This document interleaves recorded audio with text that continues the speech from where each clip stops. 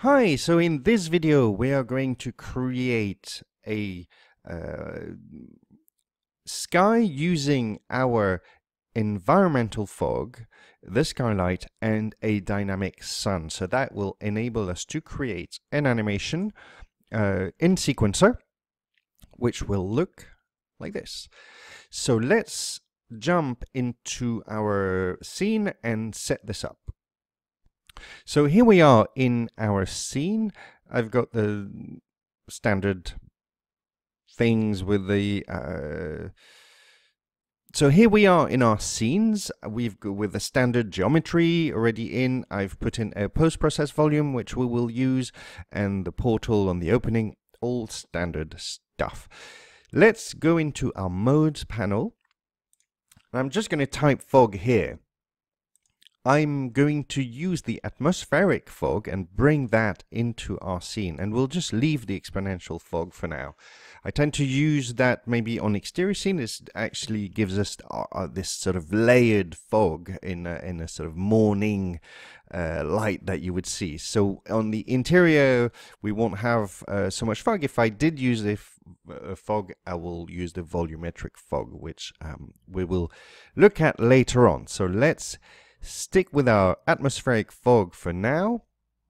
If I put this onto unlit so that we would see, because currently it's all black. So I'm going to put it back onto lit now, and I'm going to bring in my skylight, and we see that immediately the skylight is going to take the tint. So here it's quite dark, so I'm going to push that up to 20.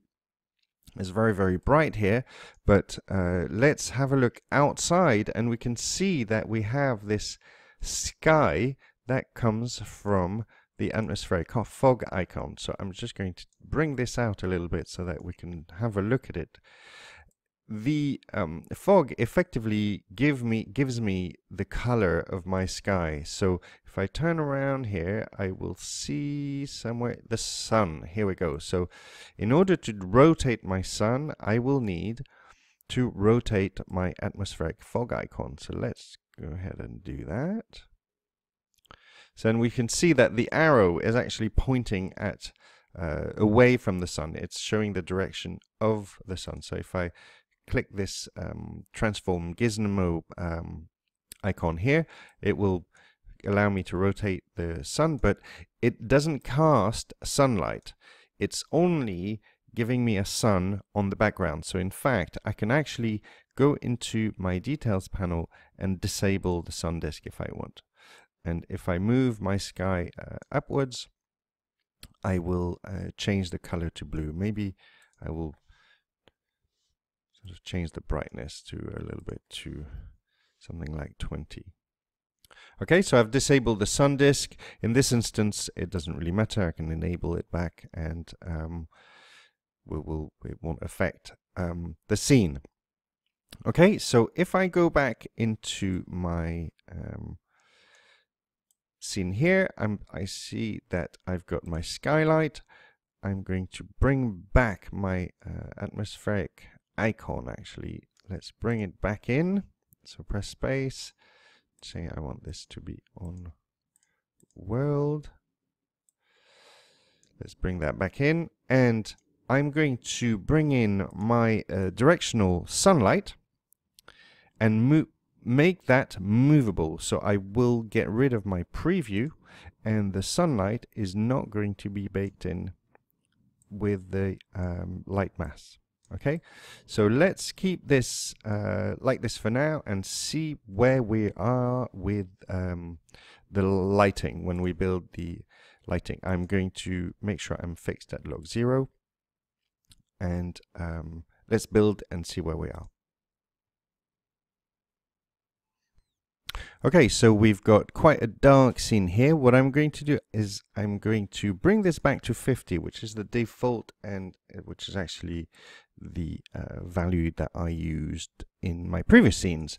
And I'm going to increase my sunlight also to no, take that out. I'm not going to increase my sunlight.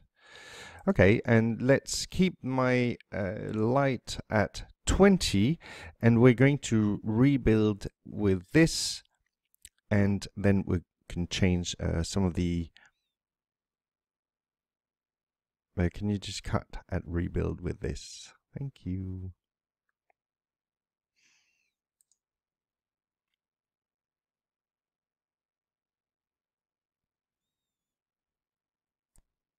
Okay, that's looking all right in terms of illumination. I just take my light only here.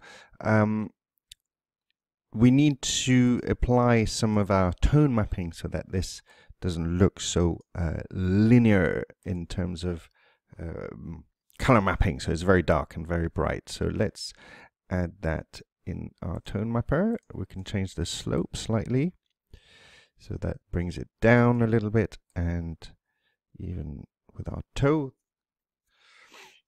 And then we can always go back and add a little bit of contrast if we want to in our global color grading here.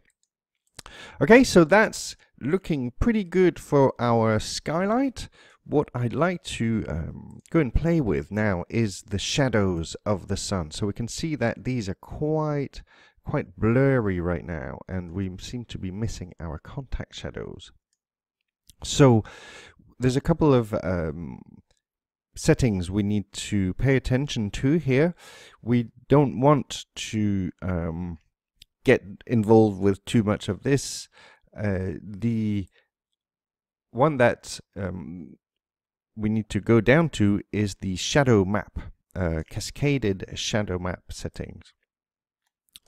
And what we are able to tweak is these two, the number of dynamic shadow cascades. So I find that if we just increase this to 4, we already get a much sharper shadows. We can also go beyond the value that's allocated here, so for 8 or 12, and does give us a really good sharpness on the shadow that I quite like. If we go back to the default value, we can also use this number of dynamic shadow distance. So that's the dynamic shadow distance from the camera. So it's a little bit complicated when we move the shadow to very low value. So you can see that that's giving us a pretty nice sharpness as well. So if we go into low values, though, we need to be a little bit more careful, because this setting is rather strangely linked to the camera distance from the camera. So if I put, say, 250 as a value, you will see that if my camera goes back, the entire shadow disappears. So this is something to be a little bit aware of. For optimization, we can leave it quite low and get these soft shadows, which are very realistic, but you'll see some kind of strange gradual change from soft to hard. So that's to bear in mind. That was sort of effect you have when you come close and far. Otherwise, the default setting is very blurry here. So another thing that we will need to be aware of, I might just keep that down to a little bit sharper, is when we get to quite low angles, we will get some self-shadowing artifacts that we'll see here. So this is something that we need to deal with the shadow bias. So in this instance, it's not very pronounced, so we could probably get away with it. But this is the way the shadow bias works. You see these lines that are here on the floor. I can get rid of by increasing the bias so that the floor effectively doesn't cast a shadow on itself. And you see I've put the shadow onto 1, shadow bias onto 1, and now those lines have almost nearly disappeared. I can put it in 2, but then what happens is that the shadow starts moving away from the object that is casting the shadow, and we are getting this kind of strange. If I put my shadow bias on 5, you'll see that it's completely left the base of the object. So maybe a value of 1, and then to try and keep some of these really low angles here, the good thing is that we have control over everything, including the color. So what I liked in the previous blueprint is the color of the sun.